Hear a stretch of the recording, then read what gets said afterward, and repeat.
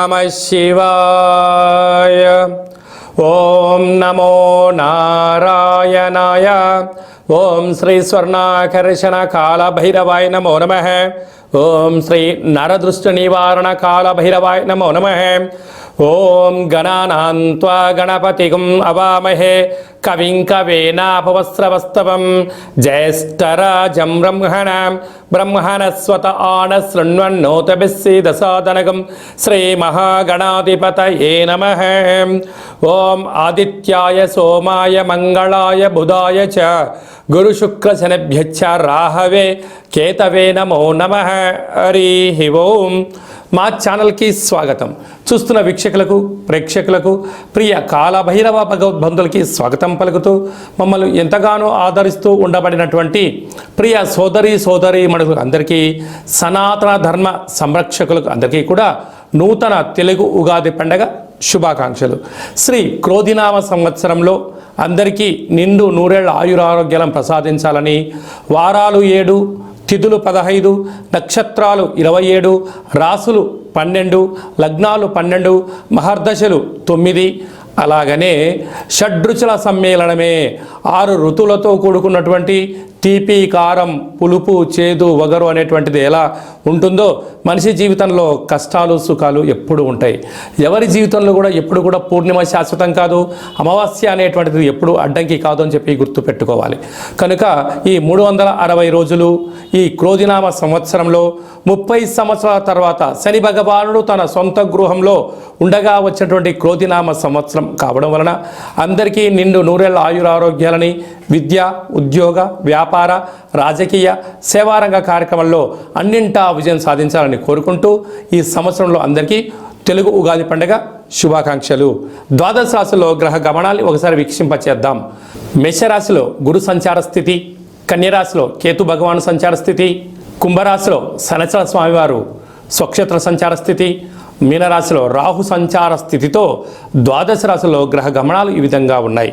అలాగనే మనకు 26/4/2024 సంవత్సరంలో అనగా ఈ తెలుగు ఉగాది పండుగ తదనంతరమే గురువు మేషరాశిలో నుంచి వృషభ రాశిలోకి నర్మదా నది పుష్కర సందర్భంగా గృహ మార్పు ఉందని చెప్పి గమనించాలి. ఈ క్రోధినామ సంవత్సరానికి అధిపతి రాజు అంగారకుడు. ఎందుకనగా ఈ సంవత్సరము మనకు తెలుగు ఉగాది పండుగ మంగళవారం రోజు అవ్వడం వలన, మంగళవారానికి అధిపతి కుజ భగవానుడు అవ్వడం వలన, ఈ సంవత్సరానికి రాజు కుజుడు అవ్వడం వలన నిత్యము అనేక మంది క్రోధము, ఆవేశము అనేటువంటి పరిస్థితుల్లో ఉండడము, ఎర్రటి నేలలు, ఎర్రటి పంటలు బాగా పండడము, అద్భుతమైనటువంటి కందులు, మిరప, ఎర్రటి నేలలు, సంపూర్ణమైనటువంటి ఆహార ధాన్యాల ఉత్పత్తులు చాలా అద్భుతంగా ఉంటాయని చెప్పి కూడా గమనించగలగాలి. కాకపోతే ప్రజలందరూ కూడా ధర్మ మార్గంగా, ఆధ్యాత్మికంగా ఉండడము, తల్లిదండ్రులను, గురువులను, ధర్మాన్ని ఎవరైతే ఆచరిస్తారో వారికి రుణభయం, రోగభయం, శత్రుప్రయం, ప్రమాదాలు తొలగిపోతాయని చెప్పి కూడా గమనించగలగాలి. అలాగనే ఈ సంవత్సరము మంత్రివర్యులు శని భగవానుడు అవ్వడం వలన, ఆ శని భగవానుడు ప్రస్తుత కాలమాన ప్రకారంగా కుంభరాశిలో సంచారము చేయడం వలన ధర్మ మార్గంగా ఎవరైతే ఉంటారో వారికి చాలా మంచి కాలము అని చెప్పి గమనించగలగాలి. తెల్లటి నువ్వులు, విశేషమైన నీలం రంగు పదార్థాలు, పుష్పాలు, పండ్లు, పదార్థాలు, అద్భుతమైనటువంటి ధర్మ పరిపాలనగా, ధర్మంగా, న్యాయంగా, నీతిగా ఉండబడిన వారికి చాలా మంచి కాలం అని చెప్పి గుర్తుపెట్టుకోగలగాలి.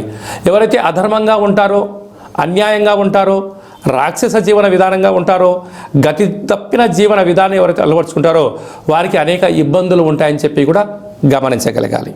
ఈ సంవత్సరము పశుపాలకుడు కృష్ణ పరమాత్ముడు అవడం వలన గోవులు, పశువులు సమృద్ధిగా ఆయురారోగ్యాలుగా ఉండడం, మంచి పాడి, మంచి పంట, ఐశ్వర్యము, సుఖవంతమైన జీవనం ఉండడం జరుగుతుంది అని చెప్పి గమనించాలి. కాకపోతే ఈ సంవత్సరము శుక్రుడు అనేక రకాలమైనటువంటి ప్రభావం అధికంగా ఉండడం వలన అనేక మంది నిత్యము రోజు నూతన వస్త్రాలకు, బంగారు ఆభరణాలకు, వజ్ర వైడూర్యాలకు, విలాసవంతమైన జీవితాలకు, ఆధ్యాత్మిక తీర్థయాత్ర కార్యక్రమాలకి మొగ్గు చూపడం జరుగుతుంటుంది.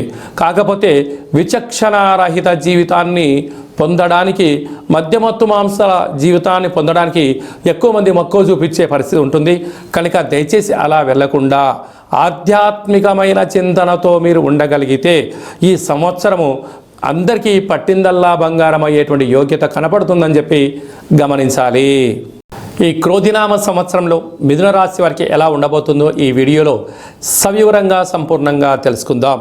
మిథున రాశిలో ఏ నక్షత్రాలు వస్తాయనగా మృగశిర నక్షత్రంలోని 3వ పాదము, 4వ పాదము, ఆరుద్ర నక్షత్రంలోని 4 పాదాలు, పునర్వసు నక్షత్రంలోని 1, 2, 3 పాదములు కలిపితే మిథున రాశి. మిథున రాశి యొక్క అధిపతి బుధ భగవానుడు. వీరికి ఈ సంవత్సరం ఆదాయ వ్యయాల్ని మనం ఒకసారి బాగా పరిశీలించినట్లయితే ఆదాయం 5, వ్యయం 5 అనగా ఎంతైతే ఖర్చు ఉందో అంతే మీరు సంపాదించబోతున్నారు అని చెప్పి మీరు గుర్తుపెట్టుకోవాలి. కనుక అధికంగా మీరు శ్రమించగలిగితే మీరు ఉండబడిన వాటన్నిటికన్నా కొద్దిపాటి సోమర్థనాన్ని పక్కన పెట్టి హార్డ్ వర్క్కు మీరు ఇంపార్టెన్స్ ఇవ్వగలిగితే స్థిరచరాస్తులు మీ సొంతమవుతాయి అని చెప్పి మనకు జ్యోతిర్విజ్ఞానం తెలియచేస్తుంది. రాజపూజ్యం 3, అవమానం 6. ఎందుకనగా కష్టపడి పనిచేసేటువంటి రాశులలో మిథున రాశి ఒకటి. ఎందుకనగా రాశాధిపతి బుధుడు అవ్వడం వలన వీరికి బుద్ధి బలం, జ్ఞానబలం చేత వీళ్ళు ఒదుగుతూ ఉండడం వలన వీళ్ళు చుట్టూ ఉండబడినటువంటి వారే వీరి ఎదుగుదలను ఓర్వలేకపోవడం, శత్రువులను మూట కట్టుకునే పని ఉంటుంది. కనుక వీలైనంత వరకు మీరు ఎలాంటి విషయాలైనా మీ మనసులో పెట్టుకునే ప్రయత్నమే చేయండి. పక్కవారికి ఏదైనా చెప్పారా వారే మీకు శత్రువులు అవుతారు అని చెప్పి గమనించగలగాలి. మనం ఒకసారి కందాయ ఫలితాన్ని గమనించినట్లయితే మృగశిర నక్షత్ర జాతకులకు మంచి ఆయురారోగ్యాలు, మంచి మేధా సంపత్తి ఉందని చెప్పి గమనించాలి. ఆరుద్ర నక్షత్ర జాతకులకు ఇక్కడ జూలై నుండి సంవత్సరాంతం వరకు అనారోగ్యమైన పరిస్థితి, మనోవేదన, ఆరోగ్య పరిస్థితి అనుకూలంగా లేదు. కనుక ఆరోగ్యాన్ని కాపాడుకునే బాధ్యత ఆరుద్ర నక్షత్ర జాతకులది అని చెప్పి గమనించాలి. పునర్వసు నక్షత్ర జాతకులకు ఒక ప్రణాళికాబద్ధంగా ఉండడం వలన మంచి కాలము అని చెప్పి గమనించగలగాలి. కనుక ఈ మిథున రాశి వారికి ఈ గృహ భవన నిర్మాణ కార్యక్రమం చేసేటువంటి వారికి, ఆధ్యాత్మికవేత్తలకు, వ్యాపార సామ్రాజ్యంలో ఉండబడినటువంటి వారికి, రాజకీయవేత్తలకు, స్వయం వృత్తులు, సేవా రంగాలు, వ్యాపార కార్యక్రమం చేసేటువంటి వారికి కూడా ఓపిక, పట్టుదల, ఒక ప్రణాళిక బద్ధంగా మీరు వెళ్ళగలిగితే అన్నింటా విజయం మీ సొంతం అవుతుంది. వ్యవసాయ సోదరీమణులకు ఎర్రటి పొలాలు, తెల్లటి పంటలు, వస్త్ర వ్యాపారాలు, బంగారు వ్యాపారాలు, అలాగనే హోటల్ వ్యాపారాలు, ఈ పాల ఉత్పత్తుల వ్యాపారస్తులకి కూడా చాలా మంచి కాలం ఉందని చెప్పి గమనించాలి. కనుక వీళ్ళు స్వర్ణాకర్షణ కాళభైరవ స్వామిని స్మరించడం, ధ్యానించడం వలన అద్భుతమైన ఐశ్వర్యం, ధనం మీ సొంతం అవుతుందని చెప్పి గమనించాలి. కనుక శ్రీ స్వర్ణాకర్షణ కాళభైరవ స్వామి యొక్క స్మరణ, ధ్యానము, పుష్ప దీపము, ఒక ముగ్గును మీరు ఇంటి ముందర పెట్టుకోగలిగినట్లయితే మీకు అదృష్టం మీ సొంతం అవుతుందని చెప్పి గమనించాలి. ఈ తెలుగు ఉగాది పండగ ఈ సంవత్సరం మొత్తాన్ని బాగా మనం పరిశీలించినట్లయితే గ్రహ గమనాలలో పెద్దగా మార్పులు లేవు. గురు భగవానుడు ఒక్కడే మేషరాశిలో నుంచి వృషభ రాశిలోకి సంచార స్థితి ఉంది. కనుక వీలైనంత వరకు ధర్మము, ఆధ్యాత్మికత, నిత్యము, ఆరోగ్యము, సంపూర్ణమైనటువంటి ప్రతి ఒక్క వ్యక్తిగత జాతకంలో మీరు అందరిపైన గ్రహ గమనాల పరిస్థితి చాలా అధికంగా ఉంటుంది. కనుక సూర్యోదయపు మునుపురమే లేవడము, పచ్చటి పైరు పొలాలలో సంచారము చేయడము, ఆకులతో కూడుకున్న జీవన విధానాన్ని ఏర్పాటు చేసుకోగలిగినట్లయితే మంచి కాలం ఉంటుందని చెప్పి గమనించగలగాలి. ఈ సంవత్సరము ఏప్రిల్ ఆఖరు నుండి ఆగస్టు 8వ తారీఖు వరకు అనగా 100 రోజులు దరిదాపు వివాహాది శుభ కార్యక్రమ ముహూర్తాలు లేవని చెప్పి ముందస్తుగా గమనించగలగాలి. కనుక ఈ సంవత్సరం అంతా కూడా మనం అద్భుతమైన విజయం సాధించగలగాలి అన్నట్లయితే ఒక్కొక్క నెలలో ఒక్కొక్క కాళభైరవ స్వామి వారు ఉంటారు. కనుక ఆ కాళభైరవ స్వామి యొక్క స్మరణ, కాళభైరవ స్వామి యొక్క కూష్మాండ దీపము, కాళభైరవ హోమము, కాళభైరవ రక్షణ కంకణాన్ని మనం ధరించగలిగినట్లయితే ఈ సంవత్సరాంతము కుజుడి యొక్క ప్రభావము, శని భగవానుడి యొక్క ప్రభావము తీక్షణ తగ్గి వృత్తులలో, ఉద్యోగాల్లో, వ్యాపారాల్లో మనం అనుకుంటున్న విజయం మన సొంతం అవుతుందని చెప్పి గమనించాలి. ఇంకనూ మనం విజయం సాధించగలగాలి అన్నట్లయితే ఈ యొక్క పాత్ర కంచు పాత్ర అంటారు. అంటే కంచు మోగినట్టు కనకంబు మోగదు గదరా సుమతి అని చెప్పి మనకు సుమతి శతకంలో చెప్పుకున్నాం. ఇక్కడ రాసులు 12 ఎలా ఉంటాయో 12 రాసులను ఇందులో అచ్చు వేయడం జరుగుతుంది.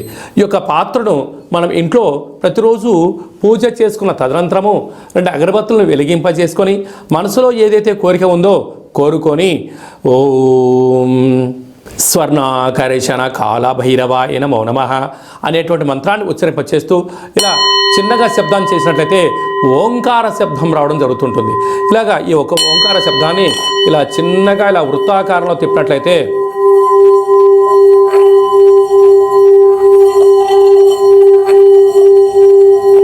ఈ యొక్క శబ్ద తరంగాల ద్వారా గృహంలో ఉండబడినటువంటి దరిద్ర దేవత బయటికి వెళ్ళి బయట వీధిలో సంచారం చేసేటువంటి మహాలక్ష్మీదేవి అమ్మవారు మన గృహంలోకి స్వాగతం పలుకుతుందని చెప్పి గమనించగలగాలి.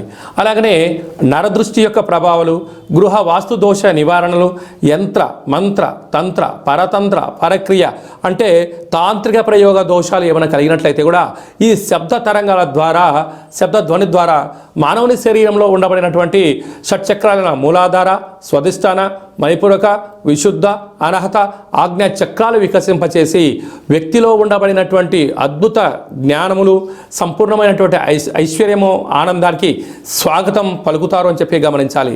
ఈ యొక్క అక్షయ పాత్రతో పాటు కాళభైరవ స్వామి యొక్క ఒక పిరమిడు, కాళభైరవ స్వామి యొక్క కంకణము, కాళభైరవ స్వామి యొక్క విగ్రహము, కాళభైరవ స్వామి యొక్క డాలరు మెడలో వేసుకోవడం కోసము, కాలికి చేకి కట్టుకోవడానికి నరదృష్టి నివారణ రక్షణ కవచాలు, ఇంటి బయట మనము ఉట్టిలో గుమ్మడికాయ ఎలా కట్టుకుంటామో ఆ ఉట్టిని కాళభైరవ స్వామికి సౌభాగ్య ఉట్టిని కూడా మీకు అందజేయడం జరుగుతుంది.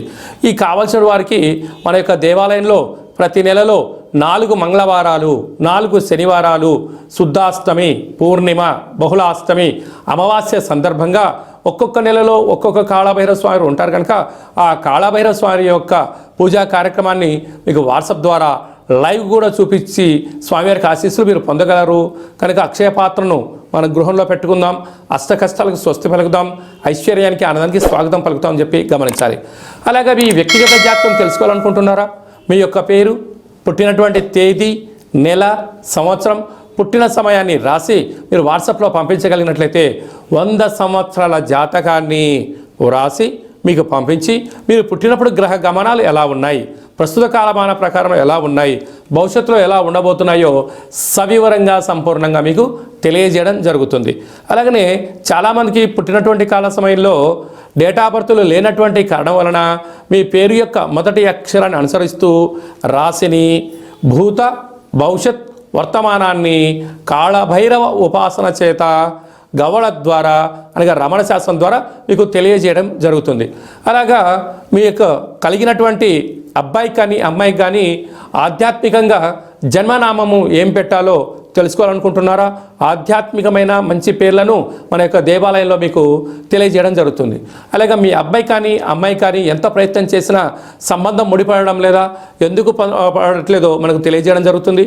వచ్చే వధువు కానీ వరుడు యొక్క జాతకంలో గణాలు, గుణాలు, జాతకము, సంతానము, విదేశీయానము, యోగాలు ఎలా ఉన్నాయి, దోషాలు ఏమన్నా ఉన్నాయో కూడా వివాహ జాతక పరిశీలన, వివాహానికి సంబంధించినటువంటి సంపూర్ణంగా మీకు తెలియజేయడం జరుగుతుంది.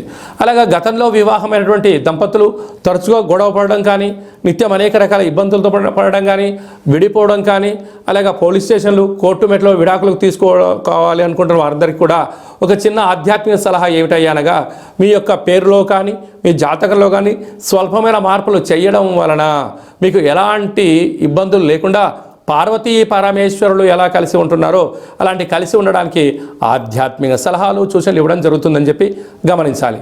అలాగనే చాలామందికి కాళభైరవ మంత్ర సాధన ఎలా చేయాలి, మంత్రాన్ని ఎలా తీసుకోవాలి, ఎలా మనము ముందుకు తీసుకెళ్లాలో మన యొక్క దేవాలయంలో మీకు మంత్ర ఉపదేశం చేయడం కూడా జరుగుతుందని చెప్పి గమనించాలి.